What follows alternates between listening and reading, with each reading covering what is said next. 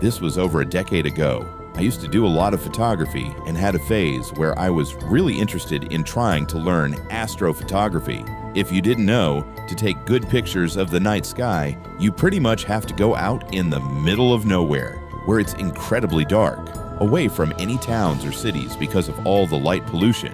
One of the easiest ways to do this was to take long rural highways, especially in the West, where cities are more sparse. When this happened, I had driven out to Nevada. Aside from Vegas and Reno, a lot of Nevada is empty, which was perfect for what I was trying to do.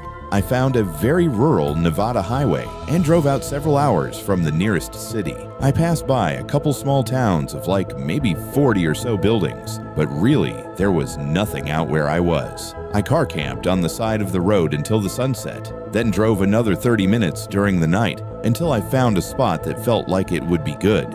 I parked off the road and started setting up my stuff. Parking right by the road was no big deal at all because no one else was going to come through. I walked a couple steps away from my car, and already I couldn't see anything. It was pitch dark, to the point I couldn't even tell the landscape I was in, whether it was hilly, flat, or had mountains in the distance, and it was silent. Like, really silent. Not a single sound at all. I set down my tripod and attached the camera, then started messing with the settings. Without getting too technical about it, essentially, turning the ISO setting up on the camera allows for more light to come in, which lets you see better in the dark. For astrophotography, this is an absolute must, so you can capture all the low light level from all the stars. So I started turning it up as usual. I still had the camera on the tripod facing forward, but as I was turning it up, I started to see something on the screen. I knelt down a little closer and continued raising the light levels. The image was fuzzy and still very dark. The landscape in front of me looked like flat desert with some dry brush scattered around, but it really looked like a figure was standing in the dark just 30 to 40 feet in front of me. I looked up from the camera, but it was genuine darkness. Couldn't see any shapes or anything. So after a moment, I looked back down at the screen. It was gone. I was absolutely sure whatever that figure-like shape was that I had seen was not there anymore. I physically jumped back and stared at the darkness, eyes wide open and listening for footsteps or any sounds of anything moving.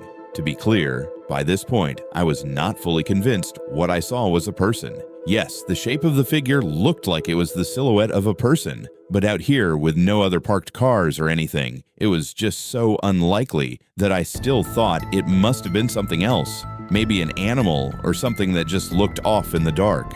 After a moment of hearing nothing but dead silence, and again not being able to see, I quickly stepped forward and grabbed the entire tripod with the camera, then started using it to look around. Everything was very grainy, and I didn't see any other shapes or movement. It was just that flat desert landscape.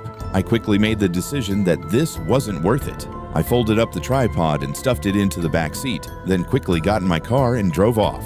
I had planned to be out there for a few days having all my car camping gear and everything, so not taking any photos tonight really wasn't that big of a deal. Definitely not enough to risk it.